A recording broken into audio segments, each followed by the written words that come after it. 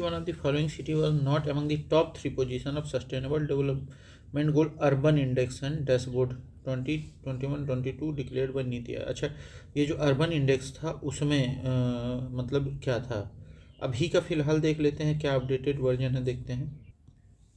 तो उस समय कोयम्बटूर, चंडीगढ़ और शिमला थे, इंदौर जो था वो नहीं था। ठीक, Indore did not take it to top 3 position. The index assessed the urban performance on SDGs across areas like clean water, sanitation, sustainable cities. Which of the following sustainable goals will target the water availability for all and its permanent management to 2030 in India? अब देखिए, जो अपना SDG 6 है वो किस पे, clean water and sanitation पे aim करता है। ठीक, और इंश्योर करता है availability and sustainable management of water and sanitation for all by 2030। इसका की टारगेट क्या है, universal access to safe water, improve sanitation and integrated water resource management. ठीक, SDG 7 क्या है, अफोर्डेबल एंड क्लीन एनर्जी। 8 क्या है, decent work and economic growth. 9 क्या है, इंडस्ट्री इनोवेशन और इंफ्रास्ट्रक्चर। ठीक, अभी ये मतलब इसको हम लोग को मैच करना है। ठीक, ये जो अपना 13 है वो क्या है, क्लाइमेट एक्शन। 10 क्या है, रिड्यूस्ड इनइक्वालिटीज़। ठीक, 14 क्या है, लाइफ बिलो वाटर, और 15 लाइफ ऑन लैंड। देखिए, SDG 10 reduced inequalities focuses on reducing income inequalities and promoting social inclusion. SDG 13 climate action aims to combat climate change and its impact. SDG 14 life below water emphasizes conservation and sustainable use of oceans, seas and marine resources. SDG 15 life on land, ठीक, sustainable management of forest, combating desertification and halting biodiversity loss. ठीक, SDGs India Index by NITI Aayog helps to localize SDGs by evaluating stage and UTs on 100+ indicators. Kerala's model strong governance, emphasis on education, health and social welfare schemes. Gujarat's improvement reflect infrastructure development and economic reforms. Climate action SDG 13 aligned with India's commitments under Paris Agreement 2015, an initiative like National Action Plan on Climate Change. Water management SDG 6 initiatives like Jal Jeevan Mission and Atal Bhujan Yojana are significant. Consider the following statement about sustainable development. Based on the global indicator framework and data produced by national statistical systems and information collected at the regional level, the United Nations Secretary General presents an annual sustainable development goal. अब ये देखते हैं, तो बिल्कुल सही है। Global sustainable development report is produce to inform quadrennial sustainable development goal review deliberation at the UN general assembly once every quarter. नहीं, ऐसा नहीं है। The annual Sustainable Goal Progress Report is presented by UN Secretary General. It is based on global indicator framework, national statistical system and regional data. The report evaluates progress on 17 SDGs globally and identifies gaps and challenges. ठीक, अब दूसरा देखा जाए, Global Sustainable Development Report is not published every quarter but once every 4 years. मतलब 4 साल में एक बार publish होती है। It is designed to provide evidence-based insights and scientific guidance for high-level political forum on sustainable development under UN General Assembly. ठीक, prepared by independent group of scientists, it aims to influence global development policy. The most recent report was released in 2023, emphasizing transformative pathways to achieve Agenda 2030. ठीक, who has propounded the concept limits of growth? तो ये club of Rome ने, the Club of Rome founded in 1968 is a think tank comprising scientists, economists and global leaders. ठीक, the concept limits of growth was introduced in 1972 report authored by Donella H. Meadows, Denius Meadows and Jorgen Randers. The report used computer simulations to analyze exponential population growth, resource depletion and environmental limits. It concluded that if current rates continued, the planet would face resource exhaustion within 100 years, ठीक, predicting significant economic and ecological crisis. सही है। UNESCO, United Nations educational scientific And cultural organization focuses on education, culture and science, but not on limits on growth concept. ठीक है. Brundtland Commission introduced the concept of sustainable development in the report Our Common Future 1987. देखिए, limit of growth तो club of Rome ने 1972 में वो किया था और इसकी स्थापना 1968 में हुई थी. लेकिन ब्रंटलैंड कमीशन ने क्या रिपोर्ट वो किया था सस्टेनेबल डेवलपमेंट पे. ठीक, ब्रंटलैंड कमीशन ने ये किया था.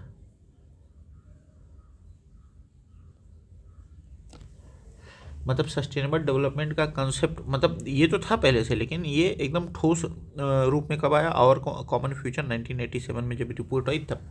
डेवलपमेंट इसमें क्या हुआ, defining it as a development that meets the need of the present without compromising the ability of future generation to meet their needs. ठीक. फिर आया agenda 21, an action plan for sustainable development adopted at 1992 Earth Summit in Rio de Janeiro. ठीक. Focus on environmental conservation and social equality, but not related to limits to growth. ठीक. According to the Meadows, ये club of रोम के थे और limit of growth में उसमें वो था. ये the present trends in the world population, industrialisation, pollution, food production, resource depletion continue and change. The limits to growth on our planet will be reached in 100 years. ठीक. Limit to Growth Report 1972 by Donella H. Meadows and team predicted that if trends remain constant, the planet's limits would be reached within 100 years, that is 2072. It warned the resource shortages, environmental degradation, and economic stagnation. In 2004, Donella Meadows revised this estimate to 30 years, highlighting accelerated resource consumption and climate change impacts. ठीक. Environmental Kuznets curve shows the relationship between per capita GDP and environmental loss. ठीक. Per capita GDP के बारे में और environmental loss के बारे में बताता है. What is the shape of environmental Kuznets curve. तो ये किस शेप का है, यू शेप का है. ठीक. Environmental Kuznets curve proposed in 1990s suggests a relationship between economic growth, per capita income and environmental degradation. Kuznets curve you मतलब जितना जीडीपी बढ़ेगा उतना ही क्या होगा, इन्वायरमेंटल डिग्रेडेशन भी होगा. It inverted U shape indicating initial phase क्या होता है, economic growth leads to environment degradation. ठीक. Due to industrialisation and resource exploitation. फिर क्या होता है, टर्निंग पॉइंट होता है. At a certain income level societies prioritise environmental quality leading to investment in green technologies. ठीक. फिर ये होता है. फिर मैच्योर फेस आता है. Economic growth contributes to environmental improvement through sustainable practices. The EKC is influenced by regulations, technological advancements and public awareness. ठीक. Inverted V shape not applicable. At EKC, this shape would imply to a sharp decline, which is not the case. Inverted L shape indicate a permanent loss without recovery, not relevant to EKC. ठीक. तो इसमें environmental Kuznets curves में U shape होता है. इसमें 3 face होते हैं. एक में डिग्रेडेशन, फिर मतलब फिर इन्वेस्टमेंट शुरू होता है, फिर क्या होता है, मैच्योर फेस होता है. ठीक. Sustainable SDGs India India's SDG India index by Niti Aayog helps assess progress at state and UTs levels with Kerala and Uttarakhand. अब फिर से Jal Jeevan mission SDG 6 clean water and sanitation. Swachh Bharat mission align with SDG 6 and SDG 11 sustainable cities and communities. National action plan and climate change support SDG 13 climate action. The limits to growth concept underlines finite nature of earth resources, emphasizing sustainable consumption and production patterns. Brundtland Report 1987 introduced sustainability paradigm transitioning from growth limits to sustainable development. ठीक. Environmental Kuznets curves EKC is observed in developed countries, but in developing nations the turning point is often delayed due to economic priorities over environmental protection. ठीक, India's policies like National Green Tribunal and Clean India, Green India aim to flatten the EKC by promoting sustainable industrial practices. Okay, ये EKC term कहाँ developed countries में वो होता है, लेकिन developing countries में the turning point is often dilute due to economic priorities, वो environmental protection. सही है. When did the term sustainable development comes into existence? तो ये 1980 में आया.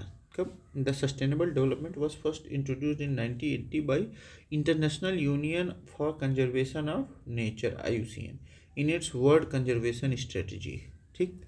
It emphasized the integration of conservation and development to ensure that natural resources are used sustainably. However, the concept gained global recognition through Brundtland Report, Our Common Future in 1987, which provided the widely accepted definition of sustainable development. Development that meets the needs of the present without compromising the ability of future generation to meet their own needs. अब देखिए, हम लोगों को क्या लगेगा कि 1987 में, लेकिन ये सस्टेनेबल डेवलपमेंट जो टर्म आया वो 1980 में IUCN के एक उसमें आया था. ठीक, मतलब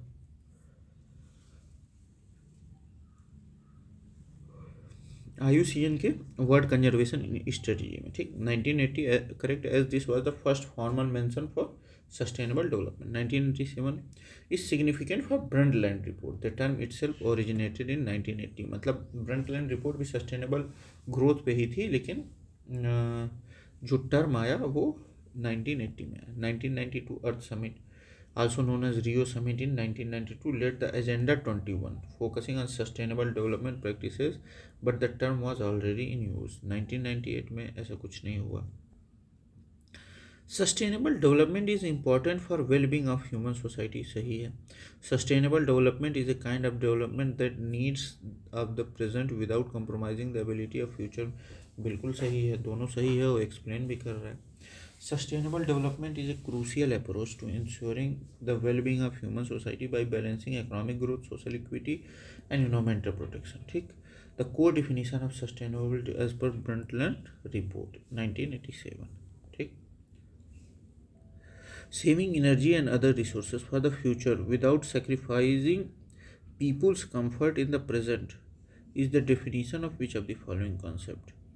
अच्छा, ये सस्टेनेबल डेवलपमेंट का वो है, मतलब saving energy and other resources for the future without sacrificing people's comfort. ठीक, sustainable development involves using resource efficiently to meet present needs. ठीक, while ensuring that future generation can also meet theirs.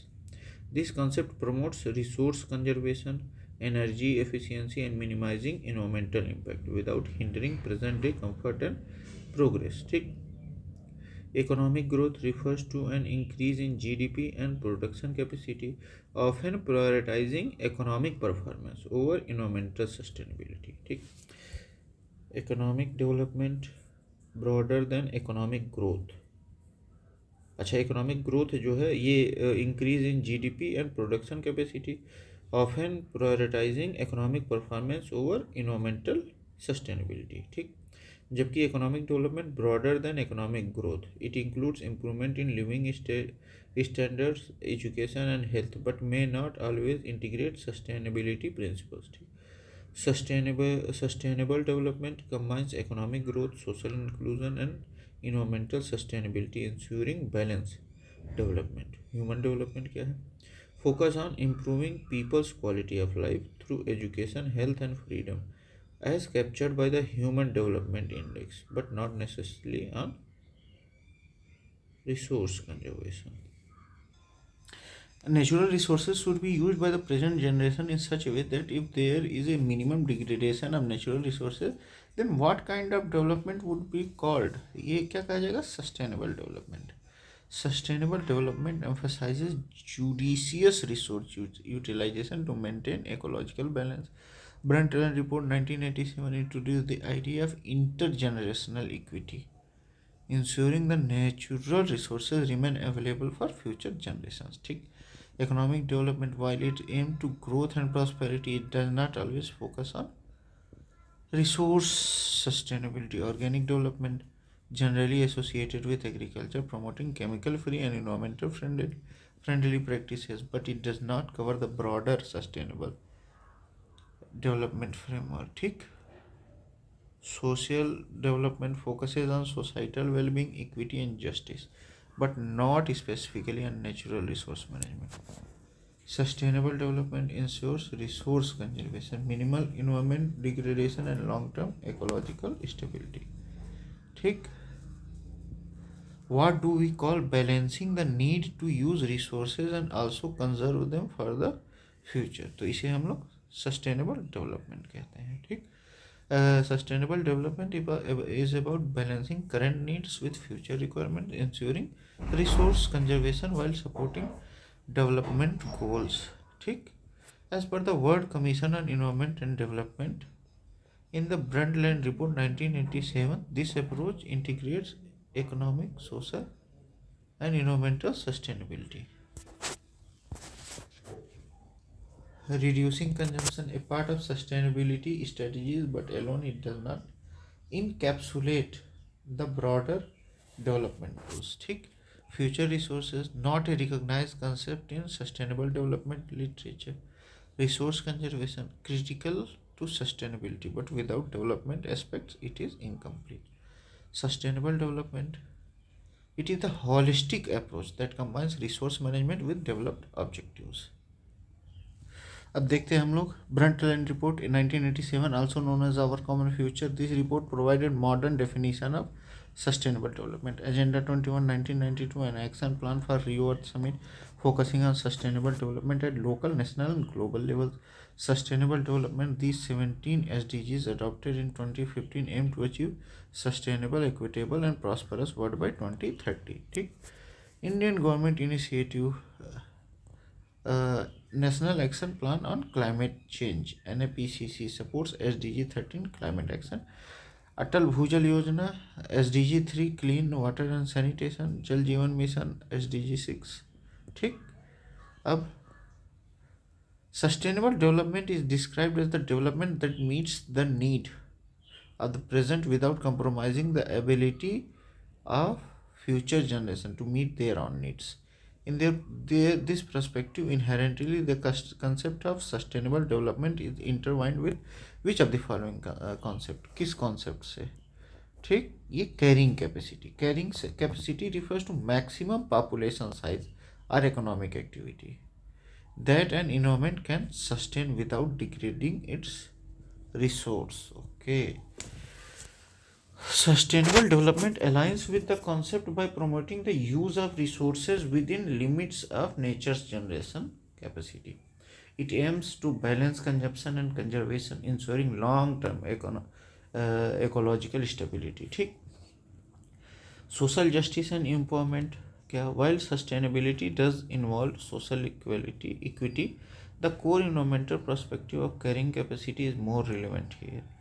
Inclusive growth focuses on equitable distribution of economic benefits, but not directly on environmental sustainability. Globalization primarily involves economic integration and cultural exchange. It often challenges sustainability by promoting resource-intensive growth models. ठीक. Carrying capacity, as it emphasizes the limits of natural system, aligns with Brundtland Commission's sustainable principles. The base of sustainable development क्या है? Environmental approach. ठीक. Environmental approach is fundamental to sustainable development as it focuses on resource conservation, ecosystem balance, and minimizing environmental degradation. ठीक. Brundtland Report 1987 emphasized the integrating environmental consideration with economic and social policies to achieve sustainability. Social approach, while social equity is critical, the environmental approach forms the core of sustainable development. Economic approach, necessary for growth and development, but without environmental focus it can lead to resource exploitation. Environmental approach, correct, as ensures long-term sustainability by protecting natural resources. What do we mean by sustainable economic development? तो ये है future economic development with development of present generation, सही है। Sustainable economic development involves promoting economic growth that meets present needs while ensuring resources remain available for future generations. It integrates economic progress while environmental sustainability and social equity. The approach is based on Brundtland Commission's principle of intergenerational equity. Okay. Future economic development with present development, correct, as it aligns with sustainability principles. ठीक. Only economic development of present generation ignores future needs. ठीक. Industrial development could lead to resource depletion. Agriculture development, while important, it must be practiced through sustainable agricultural methods to fit the sustainable development framework. सही है। अब ये देखा जाए, sustainable development is a case of intergenerational sensibilities in respect use of natural resources. ठीक, intergenerational equity emphasizes that natural resources should be used in a way that future generations have equal access to resources and opportunities. ठीक, sustainable development ensures the managing natural resources responsibly, avoiding over exploitation and promoting renewable alternatives.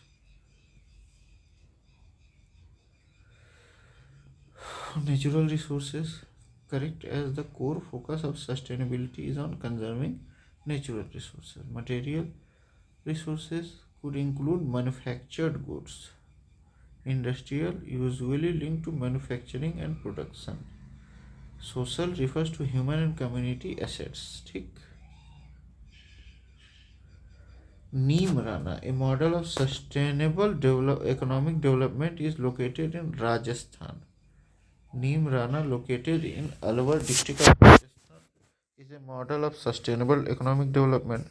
Neem Rana industrial area is known for its eco-friendly practices, sustainable infrastructure and green initiatives, promoting balanced industrial growth and environmental consideration. ठीक, the main objective of sustainable tourism is to manage tourism and environment while maintaining cultural integrity and ecological processes.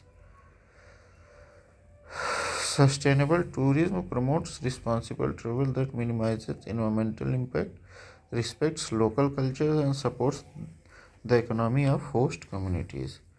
It aligns with SDGs 12, responsible consumption and production, and SDGs 8, decent work and economic growth.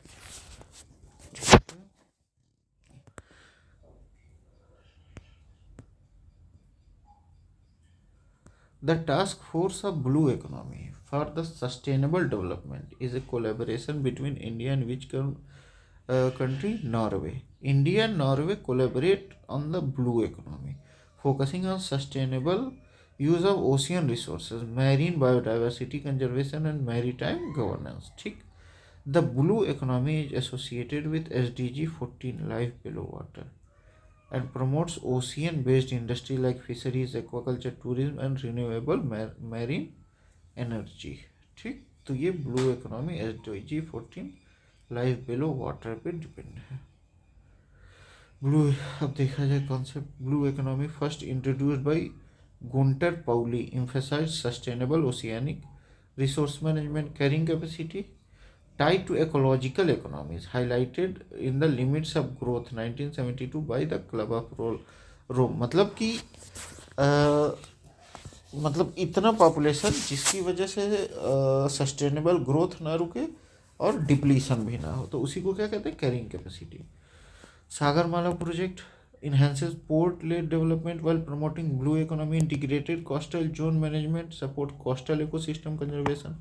National Strategy on Blue Economy 2022, developed by Niti Aayog, emphasizing marine resources and of economic growth. ठीक, in the context of any country, which one of the following would be considered as a part of social capital? The level of mutual trust and harmony in the society. Social capital represent network relationships, shared norms and values that facilitate social cooperation and economic productivity. ठीक, It includes trust, reciprocity, social networks, and institutional frameworks that contribute to societal well being. The World Bank defines social capital as the institutions, relationships, and norms that shapes the quality and quantity of society's social interaction. ठीक. Proportion of literates reflects human capital, which focuses on education and skill development, not social relationship. Stock of buildings and infrastructure. This is a physical capital representing tangible assets used in production processes. Working age population, part of human resources, are demographic capital, contributing economic productivity but not social capital. Mutual trust and harmony, as social capital thrives on interpersonal trust, social cohesion, and community networks. ठीक.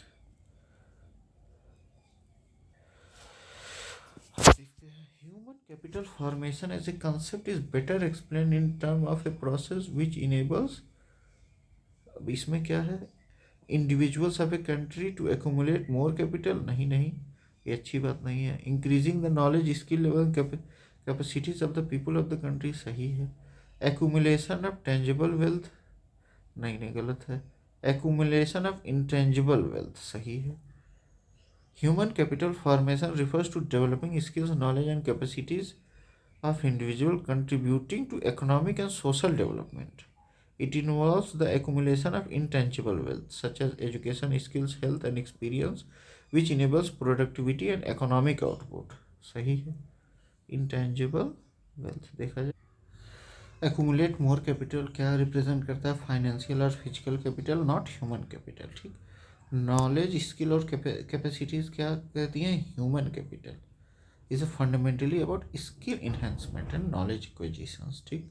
Tangible wealth relate to physical assets जैसे land, machinery, infrastructure, a part of physical capital, not human capital. ठीक. Intangible wealth क्या करता है?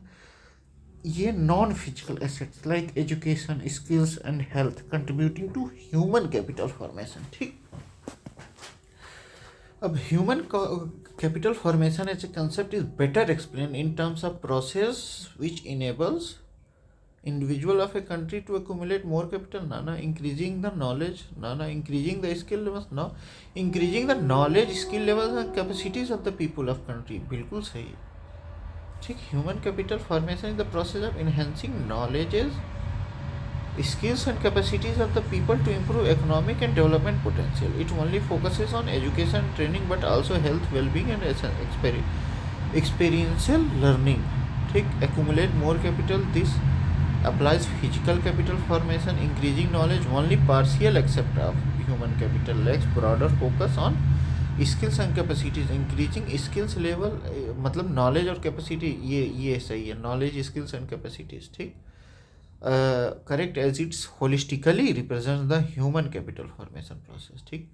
Skill development programme enhance क्या करता है? Human capital. Skill development programmes aim to enhance human capital by providing education, vocational training and skill initiative. जैसे Pradhan Mantri Kaushal Vikas Yojana focus on empowering youth and industry relevant skills contributing to economic growth.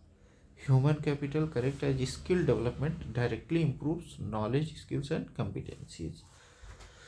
Physical capacity refers to infrastructure, machinery and equipment. Take. Working capital, short term financial assistance like cash and inventory.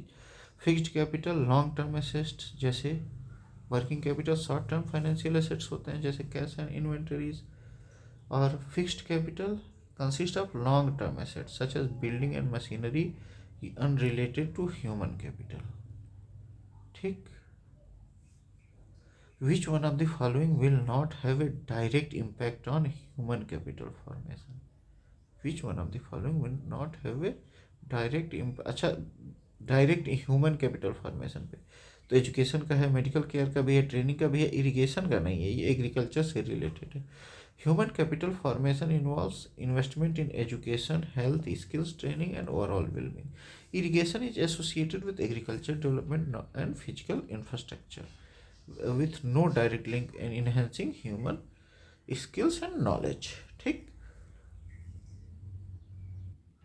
अब education क्या है, ये key component है human capital का, as it enhances knowledge and cognitive skills, ठीक। Medical care improves health status, productivity and life expectancy, contributing to human capital formation. Training provides practical skills, vocational education and competence building essential for economic development. Irrigation relates to water management in agriculture with no direct impact on human skill development, ठीक।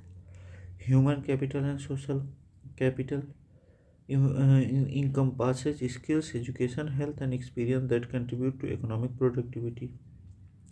Social capital involves networks, trust, and social norms, enhancing cooperation and community well-being. Skill India mission कब launch हुआ? 2015 में। Aims to train over 400 million people by 2025, ठीक। Atal innovation mission encourages entrepreneurship and skill development among youth. National skill development corporation supports private sector skill training initiatives, ठीक। Increasing investment in human capitals lead to proper use of resources, सही है। Increase in productivity, सही है। Skill development, सही है। Human capital investment involves education, training, health care and skill development contributing to economic growth and social development. This investment leads to skill development, enhancing individual capabilities, proper use of resources. Skilled individuals contribute to efficient resource management, increase in productivity, higher skill levels, boost work efficiency and output. अब देखते हैं proper use of resources. Educated and skilled work force uses resources optimally, reducing waste, increase in productivity leads to higher economic output, innovation and competitive advantage. Skill development fundamental to human capital formation, promoting economic and social mobility, ठीक. Which of the following countries has topped in the human capital index 2020, ठीक. तो Singapore. Human capital index published by World Bank measures education quality, health standards and future productivity of citizens. Singapore topped in 2020 SCI with a score of 0.88, indicating 88% of potential productivity of a child born today could be achieved with full education and health care. अच्छा, India ranked 116th out of 174 countries with a score of 0.49, showing scope of improvement in health and education sectors. ठीक. तो human capital index कौन launch करता है? World bank launch करता है, ठीक. और अपने भारत का रैंक क्या है? 116. Inclusive growth would necessitate development of infrastructure facilities, सही है. रिवाइवल ऑफ एग्रीकल्चर, सही है. Increase availability of social services such as education and health, सही है. Inclusive growth focuses on broad-based development, ensuring equitable opportunities and access to resources for all sections of society. It requires infrastructure development, support economic activities, connectivity and services, agricultural revival, boost rural income, employment and food security, social services, enhances human capital through education and healthcare, and promoting social equity. Infrastructural facilities crucial for economic expansion and regional development. Agricultural revival essential for rural development and poverty alleviation, ठीक. Social services key to human development and reducing inequality, ठीक. Inclusive growth is not expected to increase from which one of the following? High growth rate of national income, इस ये वो नहीं है. Rural development, agriculture development, adequate credits to farmers, सही है.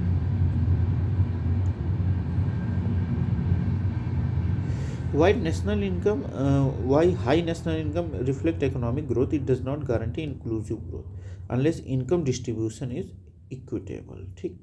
Inclusive growth require rural development, agriculture support, financial inclusion to benefit marginalized communities, ठीक. High growth rate of national income could be inequitable, benefiting only certain section of society. Rural development directly contributed to inclusive growth by uplifting rural areas. Agriculture development improves livelihoods of farmers and rural economy. Adequate credit to farmers enhances agriculture productivity, leading to inclusive economic benefits. Which of the following can be said to be essential the parts of inclusive governance, ठीक, कौन सा हो सकता है? Permitting the non banking financial companies to do banking, ये नहीं हो सकता, ये किसी को फ़ायदा पहुंचा सकती हैं। Establishing effective district planning committees in all the district, सही है। Increasing the government spending on public health, सही है। Strengthening the mid day meal scheme, सही है। Inclusive governance ensures equitable access to resources and services for all citizens, promoting transparency, accountability and participation. Relevant initiative क्या include करता है? District planning committees encourage decentralised governance, public health spending enhances human capital and wellbeing, mid day meal schemes supports nutritional security and educational outcome, ठीक। NBFCs is banking does not directly promote inclusive governance as it may lead to commercial interest over social objectives. District planning committees encourage local participation in development planning. Government spending on health essential for social equity. Mid-day meal scheme improves child nutrition and school attendance. Which of the following can add in furthering government's objective of inclusive growth? Promoting self-help group, सही है। Promoting micro, small and medium enterprises, सही है। Implementing the Right to Education Act, सही है। Inclusive growth involves empowering marginalized communities, supporting small businesses and ensuring education for all, ठीक। SDGs promote financial inclusion and women's empowerment. MSMEs generate employment and economic opportunities, ठीक। Right to education act 2009 ensures universal access to primary education fostering social inclusion, ठीक। A new chapter on sustainable development and climate change was first introduced in economic survey. अच्छा, sustainable development and climate change सबसे पहले कब introduce हुआ था? मतलब अपने उसमें इकोनॉमिक सर्वे में 2011-12 में, ठीक। The Economic Survey 2011-12 introduced a dedicated chapter on sustainable development and climate change, ठीक, highlighting the need for integrating environmental sustainability and economic policies. This inclusion aligned with global commitments such as Paris Agreement 2015 and SDG 13 climate change, ठीक। अब देख लेते हैं कुछ government initiative. National skill development mission supports human capital formation. Jan Dhan योजना promotes financial inclusion, contributing inclusive growth. स्वच्छ Bharat mission, public health, supporting human capital development. Human capital index कौन? World bank वो करता है, जारी करता है। एम्फेसाइजिंग एजुकेशन एंड हेल्थ, अपने भारत का 116 रैंक था। इकोनॉमिक सर्वे की source of policy in analysis economic trend and development strategies, ठीक। तो ये हम लोग का ख़त्म होता है। Thank you, bye bye.